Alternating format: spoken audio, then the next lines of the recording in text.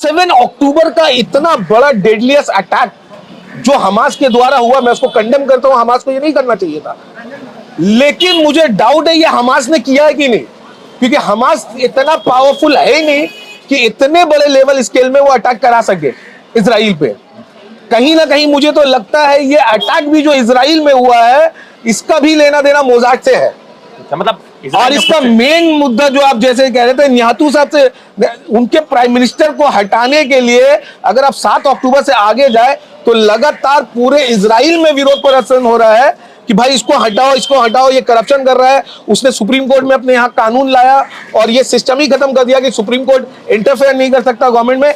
तो वो गवर्नमेंट उसके खिलाफ हो गए थे। अवाम इजराइल का नेताहू साहब के खिलाफ थे। इस चीज को देखने के लिए हमको तो लगता है ये प्लान अटैक है कि जहां लोगों का बम सब जगह गिरे थे। ठीक है, हॉस्पिटल में बम गिरा तो हमास मारा, हमास का बम खराब होकर गिर गया। अरे झूठ कम बोलिए, उन मजलूमों के खून की, उन शहादतों के खून की खून लड़ाएगा नहीं जाए को रखा गया था। जब अमेरिका को कहीं किसी मुद्दे पे किसी के ऊपर दादागिरी करना है तो वो यूनाइटेड नेशन को लागू कर देती है, उसका रूल्स लागू कर देती है, तो यूनाइटेड सिक्योरिटी काउंसिल बनता है, तो ये होता है। और जहां अमेरिका फेवर में नहीं है वो डिसीजन का यूनाइटेड नेशन का, वहां कोई एक्शन नहीं होता है। अब हमको इतिहास में एक भी अमेरिका का वॉर के बारे में उठा के बतला दीजिए, मैं आपको चैलेंज कर रहा हूं। चाहे वो वियतनाम का वॉर हो, चाहे वो इराक पे वॉर हो, चाहे वो अफगानिस्तान पे वॉर हो, जहां ह्यूमन राइट का वायलेशन नहीं हुआ है, बतलाइए। और उसने उस जगह पे, आप मुझे बताइए कि यूएन ने क्या एक्शन लिया है यूनाइटेड स्टेट ऑफ अमेरिका के खिलाफ, जहां violation of the human rights हुआ है।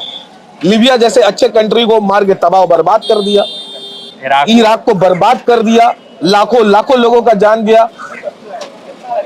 आज वही हाल सीरिया का हुआ पड़ा हुआ है। पूरे मिडिल ईस्ट में जहां उनको कुछ मिलता है कि यहाँ गोल्ड है, यहाँ ऑयल है, यहाँ कुछ मिलेगा, उनको तबाह बर्बाद कर देते यूनाइटेड नेशन खामोश। आज मासूमों को, बच्चों को कत्ले आम मचाया जा रहा। इजराइल एक छोटा सा मुल्क, क्या है उसके पास? अमेरिका पूरा अपने वेपन्स, अपने न्यूक्लियर पावर से सपोर्ट करता है इजराइल को, इसलिए ना आज वो ऐसा कर रहा है। पूरा वर्ल्ड एक तरफ होके बोल रहा है, जो यूनाइटेड नेशन के प्रेसिडेंट एक तरफ होके बोल रहे हैं वॉर बंद करो, बंद करो। बच्चों का जान जा रहा है, बूढ़ों का जान जा रहा है। मजाक बना के रखा है। आप बोलते हैं कि नॉर्थ गाजा से साउथ चले जाओ, साउथ जब जा रहे हैं तो गाड़ी पे अटैक कर दे रहे, आप एम्बुलेंस को मार दे रहे। सब तो वर्ल्ड एक तरफ थे, अमेरिका ने वेटो कर दिया, खत्म हो गया। आज यूनाइटेड नेशन कभी क्या, अफगानिस्तान में जो वॉर हुआ, हजारों लाखों लोगों का जान गया, क्या यूनाइटेड नेशन अमेरिका को वॉर क्राइम के लिए कसूरवार ठहराया? आज हमें बतलाइए कि इराक में कौन सा डेडलिएस्ट वेपन मिला, कौन सा न्यूक्लियर का बम मिला, क्या मिला, कौन सा केमिकल वॉर के लिए मिला? क्या यूनाइटेड नेशन ने अमेरिका के ऊपर वॉर ऑन क्राइम लगाया? अब किस यूनाइटेड नेशन की बात करते हैं? यूनाइटेड नेशन सिर्फ वही बोलता है जहां अमेरिका बोलता है। मतलब क्या आप कह सकते हैं कि पिछलगुआ बन के काम हो रहा है? जी हाँ, यूनाइटेड नेशन सही मानों में सिर्फ अमेरिका के लिए है। अमेरिका जहां है यूनाइटेड नेशन का पावर है, अमेरिका जहां नहीं है यूनाइटेड नेशन नहीं है। प्रेसिडेंट बोल बोल के थक गए यूनाइटेड नेशन का, वॉर रोको, वॉर रोको, वॉर रोको। इवन प्रेसिडेंट के खिलाफ भी Israeli prime minister Benjamin Netanyahu ji ने बहुत उल्टा सीधा बोला यूनाइटेड नेशन के प्रेसिडेंट के खिलाफ। अब क्या उम्मीद रख रहे हैं इस यूनाइटेड नेशन से? आज आपको लग रहा है वर्ल्ड के सुपर पावर रशिया, चाइना सब एक तरफ है, फिलिस्तीन के संग है, लेकिन यूएस वहां है तो क्या रोक पा रहा है? अब बोलिए ना हमें, यूनाइटेड नेशन एक मजाक बन चुका है, एक बदनुमा मजाक है इस मुल्क के, इस अर्थ के, इस दुनिया के लिए एक बदनुमा मजाक है आज यूनाइटेड नेशन। याद रखिए, अगर ऐसे मजलूमों को टेररिज्म कहिएगा तो ये अपमान है मजलूमों का। ये देशभक्तों के लिए अपमान है। हम लोग कभी भी अपने, जैसे हम लोग भगत सिंह जी का बहुत इज्जत करते हैं, अंग्रेजों के नजर में वो टेररिस्ट थे, लेकिन हर हिंदुस्तानी के लिए उनसे बड़ा कोई देशभक्त नहीं था कि वो अपने मातृ वतन के लिए लड़ रहे थे। हम भगत सिंह जी का बहुत बड़ा शुक्रगुजार है कि इस मुल्क के लिए, हमारे वतन के लिए लड़े, तो वो भी अपने मुल्क के वतन के लिए लड़ रहे, अपने जमीन के लिए लड़ रहे, जो लोग नाजायज कब्जा कर लिए। और मैं इसके संग में एक बात और कहूंगा कि हमारे कुछ राइट विंग ऑर्गेनाइजेशन है इंडिया में, लगातार इजराइल को, आप इजराइल को सपोर्ट कर रहे हैं, आप इजराइल को सपोर्ट कर रहे हैं, मतलब आप इंग्लैंड को सपोर्ट कर रहे हैं, मतलब आप ब्रिटेन को सपोर्ट कर रहे हैं। उस वक्त जो मुल्क के आजादी के टाइम में जो लोग थे, आपका तो रिकॉर्ड ही रहा है सर। मैं बोलना चाहता हूं कैमरा कि आरएसएस भी तो उस वक्त ब्रिटिश एम्पायर को सपोर्ट कर रहा था। इसलिए आज आप इजराइल को सपोर्ट कर रहे हैं कि आपके खून में वही डीएनए है जो कल आरएसएस में था, जो उस वक्त के लोगों में था, आज के आपके खून में वही डीएनए है। इसलिए आप हमेशा जो है जुल्म पसंद करने वाले को करते हैं। हम लोगों के खून में, हम लोगों के खून में, हम लोगों के खून में, हम लोगों के खून में भगत सिंह जी का डीएनए है। हम लोग मजलूम का साथ खड़े रहेंगे। जय हिंद दोस्तों, मेरा नाम है रजा अंसारी। पिछले 1 महीने से ज्यादा का वक्त गुजर चुका है फलस्तीन में जिस तरह से मौत का नंगा नाच हो रहा है, बर्बरता की तमाम हदें जो है इजराइल ने पार कर दी। और सवाल सबसे महत्वपूर्ण ये है कि संयुक्त राष्ट्र जिसको 1948 में बनाया गया, ये कह के कि दुनिया के किसी कोने में कहीं पर भी किसी तरह का युद्ध नहीं होगा और इस युद्ध जब भी होगा तो उसको विराम लगाया जाएगा। लगातार संयुक्त राष्ट्र के चीफ ये कह रहे हैं कि अब जो है किसी भी तरीके से कुछ भी बर्दाश्त नहीं किया जाएगा जो फलस्तीन में हो रहा है। मगर सवाल यह है कि संयुक्त राष्ट्र के पास अपना भी फोर्सेस है, अपने भी एक आर्मी पावर है, मगर उसके बावजूद लगातार इन तमाम चीजों पर आप देख रहे हैं कि फलस्तीन के बेकसूर नौजवान, बच्चे, तमाम लोग जो है मौत के हत्थे चढ़ रहे हैं। तमाम लोग खामोश तमाशाई, दुनिया की तमाम सुपर पावर कंट्रीज जो अमन पसंदी की बात करते हैं वो तमाम लोग खामोश तमाशाई बने हुए हैं। अब उनसे जो है बातचीत करने के लिए रियाज भाई है। असल में ये इंटरव्यू नहीं कर रहे हैं, हम कोशिश ये कर रहे हैं कि कुछ आपस में क्या कुछ होता है जो समझने की चीजें, उन पर हम बातचीत करने के लिए यहाँ पर इकट्ठा हुए हैं, बैठे हैं।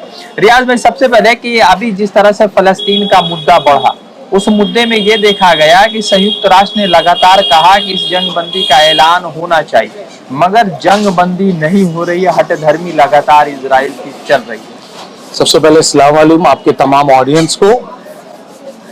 सबसे पहला सवाल कि आपने जो पूछा कि यूनाइटेड नेशन की बात की कि 1948 में यूनाइटेड नेशंस बनाया गया वॉर को रोकने के लिए, तो इजरायली और फिलिस्तीन वॉर से पहले मैं ये कह देना ज्यादा बेहतर समझता हूं कि क्या यूनाइटेड नेशंस सही मानों में एक पीस प्रोसेसिंग ऑर्गेनाइजेशन है या यूनाइटेड नेशन सिर्फ अमेरिका जैसे कंट्रियों के लिए ही काम करता है। अब यूनाइटेड नेशन से मुझे तो उम्मीदें खत्म हो रही है। हालांकि यूनाइटेड नेशन के प्रेसिडेंट बहुत कोशिश कर रहे हैं इस वॉर को अल्प विराम लगाने के लिए, लेकिन सही मानों में यूनाइटेड नेशन अगर माइनस अमेरिका कर दिया जाए, मतलब अमेरिका का कोई इशू के खिलाफ है, तो यूनाइटेड नेशन में जितना भी आप बिल लेके आओ, जो भी लेके आओ, वो वेटो करेंगे और उस चीज को रोक देंगे, खत्म कर। नेशंस का रोल है रियली में वो क्वेश्चन मार्क है। यूनाइटेड नेशन, आपको लगता है अमेरिका बस कोई भी एक पूरा, जैसे अभी कुछ दिन आगे एक रेजोल्यूशन आया, पूरे रेस्ट ऑफ द वर्ल्ड एक तरफ थे, अमेरिका ने वेटो कर दिया, खत्म हो गया।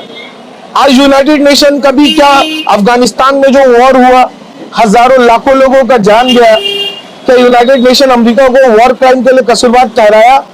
आज हमें बताइए कि इराक में कौन सा डेडलीस्ट वेपन मिला, कौन सा न्यूक्लियर का बम मिला, क्या मिला, कौन सा केमिकल वॉर के लिए मिला?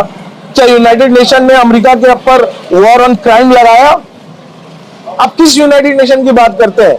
यूनाइटेड नेशन सिर्फ वही बोलता है जहां अमेरिका बोलता है। मतलब कि आप कह सकते हैं कि पिछलगुआ बन के काम हो रहा है। जी हाँ, यूनाइटेड नेशन सही मानों में सिर्फ अमेरिका के लिए है। अमेरिका जहां है यूनाइटेड नेशन का पावर है, अमेरिका जहां नहीं है यूनाइटेड नेशन नहीं है। प्रेसिडेंट बोल बोल के थक गए यूनाइटेड नेशन का, वॉर रोको, वॉर रोको, वॉर रोको। इवन प्रेसिडेंट के खिलाफ भी Israeli prime minister Benjamin Netanyahu ने बहुत उल्टा सीधा बोला यूनाइटेड नेशन के प्रेसिडेंट के खिलाफ। अब क्या उम्मीद रख रहे हैं इस यूनाइटेड नेशन से? आज आपको लग रहा है वर्ल्ड के सुपर पावर रशिया, चाइना सब एक तरफ है, फिलिस्तीन के संग है, लेकिन यूएस वहां है तो क्या रोक पा रहा है?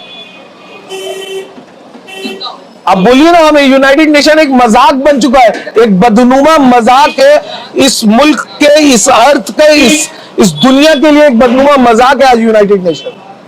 लाया ये गया जब 1947 में सेकेंड वर्ल्ड वॉर हुआ, बहुत सारे नुकसान हुए, उस वॉर में भी जर्मनी को हारना पड़ा। तो सवाल ये है कि आखिर ये यूनाइटेड नेशन को क्यों रखा गया? इसको यूनाइटेड नेशंस को रखा गया था जब अमेरिका को कहीं किसी मुद्दे पे किसी के ऊपर दादागिरी करना है तो वो यूनाइटेड नेशन को लागू कर देती है, उसका रूल्स लागू कर देती है, तो यूनाइटेड सिक्योरिटी काउंसिल बनता है, तो ये होता है। और जहां अमेरिका फेवर में नहीं है वो डिसीजन का यूनाइटेड नेशन का, वहां कोई एक्शन नहीं होता है। अब हमको इतिहास में एक भी अमेरिका का वॉर के बारे में उठा के बतला दीजिए, मैं आपको चैलेंज कर रहा हूं, चाहे वो वियतनाम का वॉर हो, चाहे वो इराक पे वॉर हो, चाहे वो अफगानिस्तान पे वॉर हो, जहां ह्यूमन राइट का वायलेशन नहीं हुआ बतलाइए। और उसने उस जगह पे आप मुझे बताइए कि यूएन ने क्या एक्शन लिया है यूनाइटेड स्टेट ऑफ अमेरिका के खिलाफ, जहां violation of the human rights हुआ है। लीबिया जैसे अच्छे कंट्री को मार के तबाह बर्बाद कर दिया, इराक को बर्बाद कर दिया, लाखों लाखों लोगों का जान दिया। आज वही हाल सीरिया का हुआ पड़ा हुआ है। पूरे मिडिल ईस्ट में जहां उनको कुछ मिलता है कि यहाँ गोल्ड है, यहाँ ऑयल है, यहाँ कुछ मिलेगा, उनको तबाह बर्बाद कर देते यूनाइटेड नेशन खामोश। आज मासूमों को, बच्चों को कत्ले आम मचाया जा। इजराइल एक छोटा सा मुल्क, क्या है उसके पास? अमेरिका पूरा अपने वेपन्स, अपने न्यूक्लियर पावर से सपोर्ट करता है इजराइल को, इसलिए ना आज वो ऐसा कर रहा है। पूरा वर्ल्ड एक तरफ होके बोल रहा है, जो यूनाइटेड नेशन के प्रेसिडेंट एक तरफ होके बोल रहे हैं वॉर बंद करो, बंद करो, बच्चों का जान जा रहा है, बूढ़ों का जान जा रहा है। मजाक बना के रखा है। आप बोलते हैं कि नॉर्थ गाजा से साउथ चले जाओ, साउथ जब जा रहे तो गाड़ी पे अटैक कर दे रहे, आप एम्बुलेंस को मार दे रहे, आप हॉस्पिटल को उड़ा दे रहे। और झुट्टा में तो मतलब बोल रहे ना, मतलब हमारे भी बहुत से जानने वाले करीबी लोग हैं, जैसे हम लोग के एक बहुत मशहूर जो शख्सियत है, हमारे नाम मत लीजिएगा, हाँ। उनको भी झूठ बोलने में फेल कर दिया। जब सब बम सब जगह गिरे थे, ठीक है, हॉस्पिटल में बम गिरा तो हमास मारा, हमास का बम खराब होकर गिर गया। अरे झूठ कम बोलिए, उन मजलूमों के खून की, उन शहादतों के खून की, खून रहेगा नहीं जाएगा, इसका हिसाब अल्लाह लेंगे। और अल्लाह जिस दिन हिसाब लेंगे ना, उस दिन अमेरिका हो या इजराइल हो या फ्रांस हो, ये सब बहुत पीछे छूट जाएगा। 57 मुस्लिम देश है, उस सब अल्लाह ही के भरोसे हैं क्या? सर देखिए, एक बात तो इन मुस्लिम कंट्रीज या मुस्लिम ऑर्गेनाइजेशन की बात नहीं किया जाए तो बेहतर है। आज हमारे कौम को अगर सबसे ज्यादा उम्मीद थी तो सऊदी अरब के प्रिंस मोहम्मद बिन सलमान साहब से थी। हाँ। उसके बाद हमारे तुर्की के प्रेसिडेंट उर्दुगान साहब से थी। हाँ। लेकिन जो आज हालात है ना, सब मुंह से शेर बन रहा है, अलार्म बजा रहा है सब, ये रोकिए वो रोकिए। बस मुंह से शेर, ये कर देंगे, वो कर देंगे, ये कर देंगे। जमीनी स्तर में कोई मदद हमारे फिलिस्तीनी भाइयों को नहीं पहुंचे। और ये ना भूले, आज वो अमेरिका के काम आ रहे हैं तो अमेरिका सपोर्ट कर रहे हैं, वरना इजराइल का। मैं अभी फिलहाल सऊदी अरेबिया का लिए बोल रहा हूं कि सऊदी अरेबिया नहीं सोचे कि अमेरिका के बहुत बड़े वो स्ट्रेटेजिक पार्टनर है, ये है वो है, और अमेरिका पूरा सपोर्ट कर रहा है सऊदी अरब को। कल सऊदी को मतलब खत्म हो जाएगा, वो कल को सऊदी अरब पे कोई इल्जाम लगा के अटैक कर देगा। तो मतलब एक बात नहीं समझ में आ रहा है कि इजराइल के अंदर, तेल अवीव के अंदर ये लगातार जो है याहू के खिलाफ विरोध प्रदर्शन चल रहा है। बहुत बड़ा ये सवाल उठा है, बहुत बड़ा सवाल मेरे जहन से निकल रहा है ये बात। मुझे तो ये भी डाउट है कि जो आप देखिए, मोसाद इजरायली इंटेलिजेंस ऑर्गेनाइजेशन है, मोसाद, इसको दुनिया का नंबर 1 इंटेलिजेंस ऑर्गेनाइजेशन माना जाता है। और मोसाद के बारे में कहा जाता है कि गाजा या फिलिस्तीन में एक चिड़िया भी उसके इजाजत के बिना उड़ नहीं सकता है। 7 अक्टूबर का इतना बड़ा डेडलिएस्ट अटैक जो हमास के द्वारा हुआ, मैं उसको कंडेम करता हूं, हमास को ये नहीं करना चाहिए था। लेकिन मुझे डाउट है ये हमास ने किया है कि नहीं, क्योंकि हमास इतना पावरफुल है ही नहीं कि इतने बड़े लेवल स्केल में वो अटैक करा सके इजराइल पे। कहीं ना कहीं मुझे तो लगता है ये अटैक भी जो इजराइल में हुआ है, इसका भी लेना देना मोसाद से है। मतलब और इसका मेन मुद्दा जो आप जैसे कह रहे थे, नियातू साहब से, उनके प्राइम मिनिस्टर को हटाने के लिए अगर आप 7 अक्टूबर से आगे जाए तो लगातार पूरे इजराइल में विरोध प्रदर्शन हो रहा है कि भाई इसको हटाओ, इसको हटाओ, ये करप्शन कर रहा है। उसने सुप्रीम कोर्ट में अपने यहाँ कानून लाया और ये सिस्टम ही खत्म कर दिया कि सुप्रीम कोर्ट इंटरफेयर नहीं कर सकता गवर्नमेंट में। तो वो गवर्नमेंट उसके खिलाफ हो गए थे। अवाम इजराइल का नेताहू साहब के खिलाफ थे। इस चीज को देखने के लिए हमको तो लगता है ये प्लान अटैक है। कि जहां लोगों का मोसाद ने खुद हमला कराया और हमास का नाम दिया। हो सकता है, पूरा हो सकता है कि ये खुद शायद ये कहीं ना कहीं हमास का अटैक नहीं बल्कि उन लोगों का ही इंटेलिजेंस डिपार्टमेंट का ये प्लान किया हुआ अटैक था, जिसको बस एक सहारा बना के आज पूरे फिलिस्तीन को बर्बाद कर दिया गया। तो सवाल मेरा ये भी है कि जैसे याहू के खिलाफ विरोध प्रदर्शन चल रहा है, क्योंकि इससे पहले याहू से पहले एक और दूसरे प्रधानमंत्री बने थे, मगर उसको फिर वीटो पावर हटा करके सुप्रीम कोर्ट के जरिए उसको लाया गया। अब सवाल ये है कि बाइडेन जो है लगातार कह रहे हैं कि जंग बंदी होनी चाहिए, मगर जंग बंदी को वो बात कर रहे हैं, तो लोगों ने कहा नेशनल लेवल पर ये जो है ना नाटक है अमेरिका का, जो अमेरिका नाटक के जरिए ये बस दिखाना चाह रहा है कि हम जंग के खिलाफ है, मगर जंग तो कंटिन्यूअसली चल ही रहा है। अच्छा बदलाइए है कि सर, मैं थोड़ी देर आगे बोल रहा था कि झूठ बोलने में इन लोगों ने हद पार कर दिया है। मुझे समझ में नहीं आता है कि लोग खुलेआम देख रहे हैं कि आप एक तरफ यूक्रेन का सपोर्ट कर रहे हैं कि रशिया उस पर अटैक कर रहा है और उन लोगों का हक है कि उन लोग अपने लैंड को डिफेंड करें। आप यूक्रेन को सपोर्ट कर रहे हैं, यूक्रेन के लोगों को सपोर्ट कर रहे हैं, तो आप फिलिस्तीनियों को क्यों नहीं सपोर्ट कर रहे हैं? आज उनके जमीन को 1948 में सेकेंड वर्ल्ड वॉर के बाद ब्रिटेन ने जबरदस्ती छीन के यूरोप में जो भागे हुए जो बचे हुए लोग थे, जूइस जो बचे हुए थे यूरोप के, उनको लाके बसाया गया। चलो फिलिस्तीनियों ने अपने सीने को बड़ा करके उनको जगह दिया, रहने को घर दिया। आज उनका घर उनके यहाँ बसे हुए लोगों ने छीन लिया और घर छीन लिया। अब मैं उसको वापस लेने की कोशिश कर रहा हूं, तो आप उसको बोल रहे कि टेररिज्म है। आप याद रखिए, अगर ऐसे मजलूमों को टेररिज्म कहिएगा तो ये अपमान है मजलूमों का, ये देशभक्तों के लिए अपमान है। हम लोग कभी भी अपने, जैसे हम लोग भगत सिंह जी का बहुत इज्जत करते हैं, अंग्रेजों के नजर में वो टेररिस्ट थे, लेकिन हर हिंदुस्तानी के लिए उनसे बड़ा कोई देशभक्त नहीं था कि वो अपने मातृ वतन के लिए लड़ रहे थे। हम भगत सिंह जी का बहुत बड़ा शुक्रगुजार है कि इस मुल्क के लिए, हमारे वतन के लिए लड़े, तो वो भी अपने मुल्क के वतन के लिए लड़े, अपने जमीन के लिए लड़े, जो लोग नाजायज कब्जा कर लिए। और मैं इसके संग में एक बात और कहूंगा कि हमारे कुछ राइट विंग ऑर्गेनाइजेशन है इंडिया में लगातार इजराइल को सपोर्ट कर रहे हैं। आप इजराइल को सपोर्ट कर रहे हैं मतलब आप इंग्लैंड को सपोर्ट कर रहे हैं, मतलब आप ब्रिटेन को सपोर्ट कर रहे हैं। उस वक्त जो मुल्क के आजादी के टाइम में जो लोग थे, आपका तो रिकॉर्ड ही रहा है सर। मैं बोलना चाहता हूं कैमरा कि आरएसएस भी तो उस वक्त ब्रिटिश एम्पायर को सपोर्ट कर रहा था, इसलिए आज आप इजराइल को सपोर्ट कर रहे हैं कि आपके खून में वही डीएनए है जो कल आरएसएस में था, जो उस वक्त के लोगों में था, आज के आपके खून में वही डीएनए है। इसलिए आप हमेशा जो है जुल्म पसंद करने वाले को करते हैं। हम लोगों के खून में भगत सिंह जी का डीएनए है। हम लोग मजलूम का साथ खड़े रहेंगे, जिसके घर को छीना जा रहा है, जिसके घर को कब्जा कर लिया जा रहा है। कोई कल बाहर से आएगा, मेरा घर कब्जा कर लेगा और हम चुप से बैठ के रहेंगे, हम विरोध भी नहीं करेंगे। और जो छीन रहा आप उसका सपोर्ट कर रहे हैं। आप कैसे कैसे गाली दे रहे हैं फिलिस्तीन के बच्चों को। 10,000 से ज्यादा लोग आज शहीद हो गए, जिसमें से मैक्सिमम 40% बच्चे थे। मैं वायलेंस का सपोर्ट नहीं करता हूं, मैं वायलेंस के खिलाफ हूं। मैं अपने पर्सनली जिंदगी में भी वायलेंस के खिलाफ हूं लेकिन कई वक्त ऐसा आता है जिंदगी में जब इंसान के लिए कोई उपाय नहीं बचता है।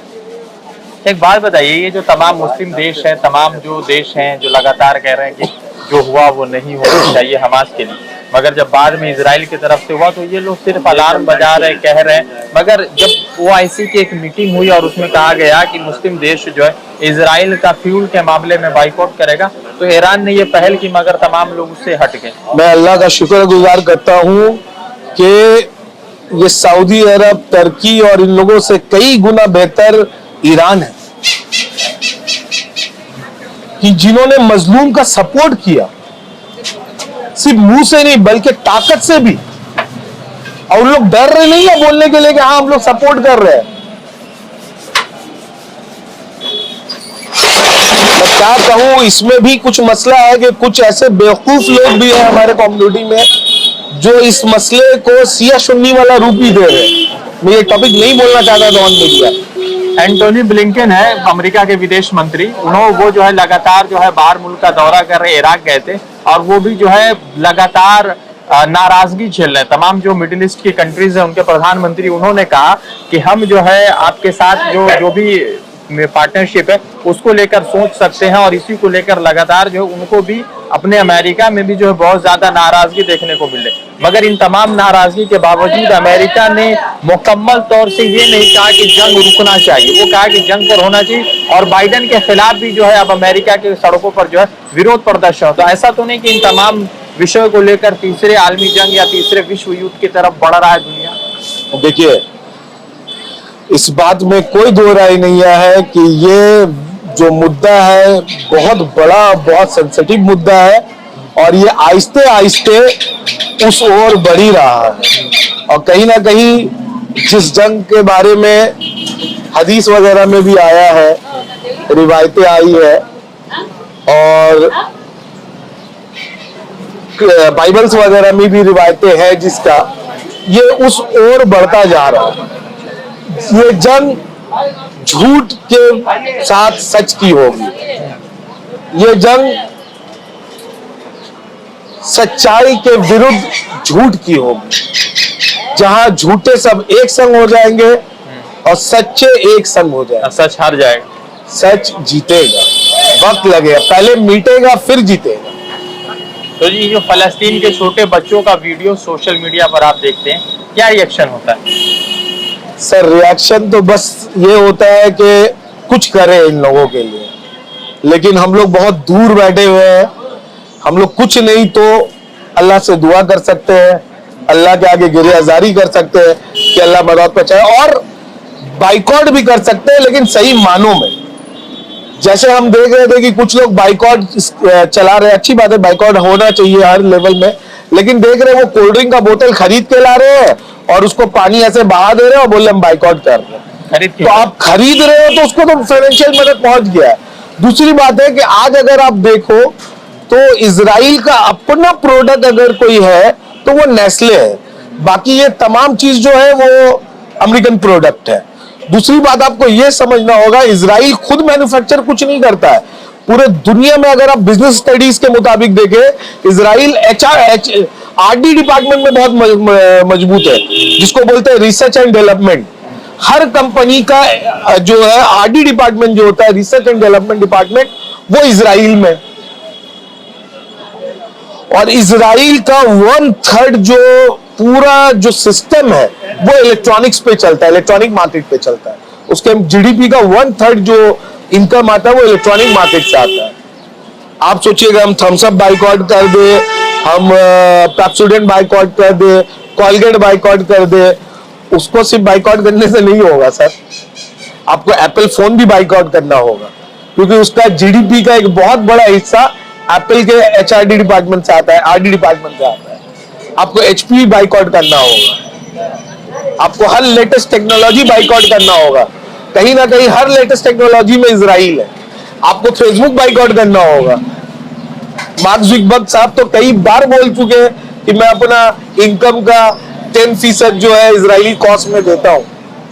आपको व्हाट्सएप बाइकआउट करना होगा, आपको इंस्टा बाइकआउट। अच्छा, खाली ये बाइकआउट पे नहीं, बल्कि इससे बढ़ के कुछ सेंसिटिव, कुछ ऐसा रिजल्ट निकालना होगा कि जिससे पूरे दुनिया तक ये मैसेज जाए peacefully. I am talking about peacefully. एक दुनिया तक मैसेज जाए, पूरे दुनिया के लोगों तक, कि किस तरह से जुल्म इजराइल दूसरे के घर को कब्जा करके कर रहा है, और इसका एक सही रास्ता निकलना चाहिए। एक आखिरी सवाल, पूरे देश भर और पूरी दुनिया भर में ये विश्व बड़ा संजीदगी के साथ बढ़ता जा रहा है, मगर एक सवाल ये भी उठ रहा है कि अमेरिका हो या रशिया हो या चाइना हो, ये सब लोग शुरू में कह रहे थे कि ठीक है कि मतलब जंग नहीं होना चाहिए, 2 स्टेट पॉलिसी होना चाहिए। मगर सवाल ये भी है कि अगर 2 स्टेट पॉलिसी होगा तो उसमें भी तो फलस्तीन की जो जमीन है वो इजराइल को दिया जाएगा 2 स्टेट पॉलिसी में, तो ये कैसे होगा? देखिए, बात यह है कि कुछ सॉल्यूशन निकलना चाहिए। अब जो 1948 में जो हो चुका है, ठीक है, जो हो चुका है उस पर तो कुछ किया नहीं जा सकता है, लेकिन आगे कुछ भी हो तो उसमें क्या है कि एक पीसफुल रास्ता निकलना चाहिए। जैसे ज्यादातर मुल्क यही बात कर रही, 2 नेशन थ्योरी। बोलना यह है कि अब उधर उन लोग बस चुके हैं, उन लोग भी उधर बस चुके हैं, उन लोग को वहां से निकालना प्रैक्टिकली नामुमकिन है। कुदरत का मदद आ जाए, अल्लाह की मदद आ जाए तो बात अलग है। तो अब पॉलिसीज यही है कि पीसफुली दोनों कंट्री अच्छे से अपने ओन गुडविल सॉवरेनिटी के संग उस जगह रह सके। लेकिन जैसे 1948 के बाद जो बात हुई थी, जिसको हम लोग 20 से कुछ नाम में डिक्लेरेशन हुआ था, जैसे ईस्ट जेरूसलम फिलिस्तीन का कैपिटल रहेगा और टेलवीव और इस तरफ में इजराइल रहेगा, वैसे गवर्न करेगा। हाँ, तो उस बेस पे ही ये होना चाहिए, ना कि अभी जो स्टैंसेस है कि इजराइल ने बेहद तरीके से कैप्चर कर लिया है 80% फिलिस्तीन को, वैसे नहीं, बल्कि जो उसका राइट है 40% फिलिस्तीन 60% इजराइल, और जो डिक्लेरेशन हुआ था उसी बेस पे, और जेरूसलम फिलिस्तीन का कैपिटल है। तो क्योंकि पीसफुली मिलकर रहना है, हटा देना भी इतने बड़े आबादी को अब नामुमकिन है। बात समझ में आए? तो हम लोग को पीसफुली मिलकर रहना, तो टू नेशन थ्योरी जो है उस पर काम करते हुए दोनों मुल्क को अच्छे से रहना चाहिए। तो लगातार पूरे देश दुनिया में फलस्तीन को लेकर चिंता है। फलस्तीन में छोटे मासूम जो है शहीद हो रहे हैं, लगातार मौत का नंगा नाच चल रहा है। पूरी दुनिया तमाशाई बनी हुई है और लगातार जो मुस्लिम ममालिक है वो सिर्फ अलार्म बजा रहे हैं, अभी हम ये कर देंगे, अभी वो कर देंगे, अभी ऐसे कर देंगे, अभी वैसे कर देंगे। मगर आज भी जो है फलस्तीन में जिस तरह से अटैक्स हो रहा है, हॉस्पिटल पर अटैक हो रहा है, जैबलिन रिफ्यूजी कैंप है उसके ऊपर 2 मरतबा अटैक हुआ, लगातार ये मौत का खेल चल रहा है। कब थमेगा, कब रुकेगा और कब जो है फलस्तीनियों को उनका हक मिलेगा, ये सवाल तमाम उन देशों से है जो लगातार पीस की बात करती है, अमन की बात करती है, और उन तमाम 57 मुस्लिम देशों से है जो लगातार अमेरिका और इजराइल के साथ अच्छे संबंध में है। रजा अंसारी की रिपोर्ट।